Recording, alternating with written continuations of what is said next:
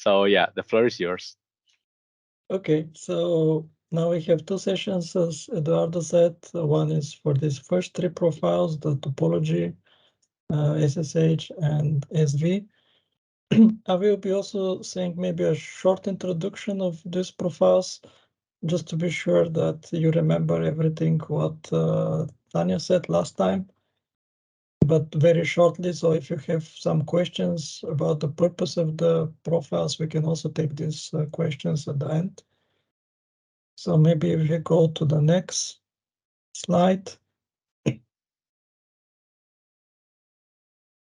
Yeah, can you move? Yeah. Okay, so these profiles are in general smaller, so I think there are much less changes than what you see in the equipment-related profiles. So I think it will be quicker and there will be more time for questions. The main changes are the same, described in the same location. Again, we have in the Annex A of the Part 2 of the standard list of changes, and this also covers the 6 profiles we are going to discuss today. The namespace change also applies, of course, for these profiles. So the SIM100 is the new namespace. And the ENTSO-E prefix, the same situation, although in these profiles that we are discussing, we barely have extensions, only the one, sorry, that relate to the identified object. And then we have the profile URI, which is different compared to previous versions of the standard. So something that we forgot to mention in the first session of the training is that some of the data types were changed, and this is good to have in mind, because depending on how is the implementation of different tools, this could be either a quick change or no change or a major change. So please keep in mind that, for example, the simple float, this was called in CGMES 2.4. Then we have it as a float class in CGMES 3. But at the end, both of them are a float, and we are not actually exchanging the data types in the instance data. But it's important when you implement the profiles inside different application. So maybe with that one, we can move to the next slide. Yeah, so these are the changes, and basically all the changes which you will see in the TP profile. And here, when I will be saying in the next slides also that these are all changes, we should definitely know that it's not really all. I excluded here the comparison on the descriptions, because there you have many things, and sometimes you have just a space deleted or comma put. So there are pure editorial changes that would also pop up as a difference if you compare the two schemas. So this screenshot that you see here is done by the tool I mentioned last time, which is comparing the two RTFS file from CGMES 2.4 on the far right column, and then in the middle you have the CGMES 3. So what you see here is that the identified object, EIC code attribute, and the short name were basically reported due to the change of the namespace. So all these attributes were added and deleted from the other side because of the change of the namespace.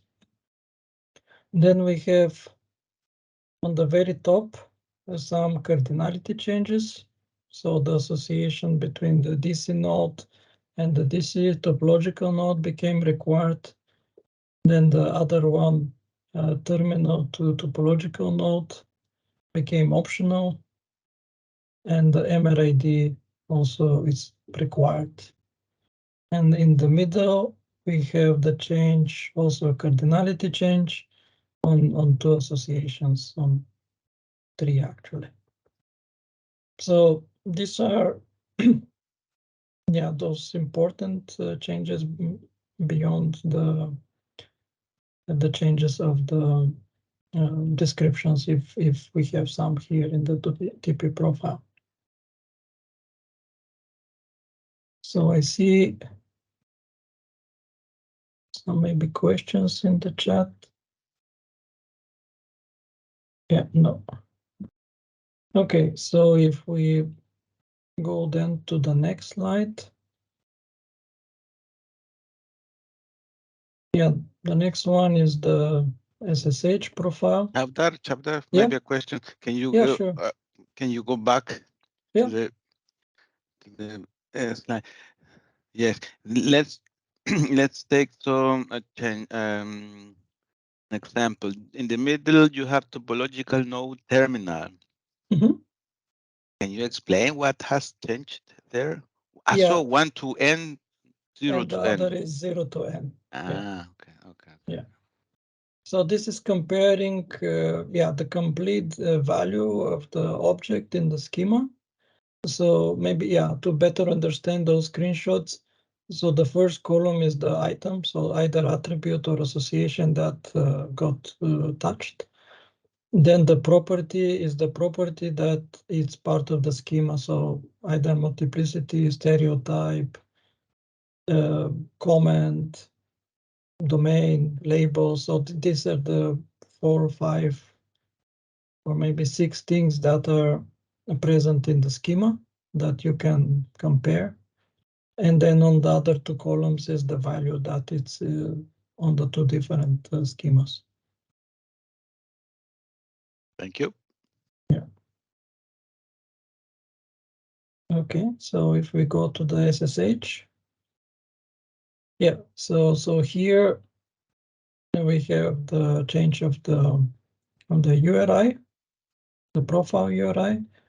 There are lots of cardinality changes here related to the HVDC controls, because in the previous versions of SIM, the classes related to the HVDC controls all attributes were required, which made it difficult when you exchange a given control and then you don't know the target values for the other control that is not selected, then you still need to provide some value which can be fake, and that was not a good effect that we were seeing in SIM 16 and CGMES 2.4.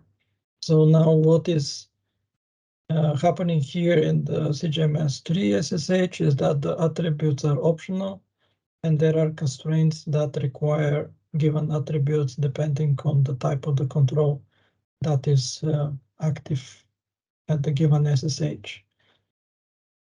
Another important thing that was also mentioned last time, in SSH we have the ability now to exchange the values of the limits. In the equipment we have the normal values that are relatively static and basically linked to the equipment. And then in the SSH, every hour, or depending on the periodicity of exchange of the SSH, you can have different limit values. So this allows you for dynamic line rating, for example, where you can have different values every hour. And just as a recall, the SSH profile is including all the attributes that are necessary to describe the operational scenario.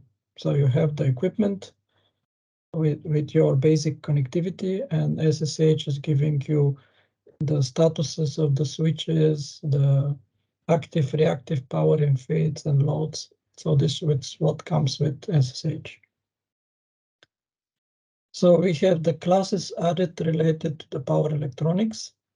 As you know from last time, we have 5-6 classes related to this, and their respective active, reactive power or other parameters are added in the SSH. Yes, switch locked is another of those kind that was added. Energy source, voltage angle and magnitude, they were originally in EQ, and there were some issues in SIM16 which were resolved by moving those two attributes into SSH because they have more operational scenario background. There are two new attributes in the regulating control, and these are the minimum and maximum target values. These were added and included in the SSH. Equipment class got an attribute in service, and that's also part of the of SSH. You may know from CGMES 2.4, there is also SV status class in service, and normally these are the two that are matching depending on the behavior of the equipment. Then we have the identified object name, which was deleted from the profile because all the classes that are actually exchanged in the SSH profile, they amend existing classes from the equipment. So there's no new class defined, and there's no point to have the name exchanged in the SSH profile.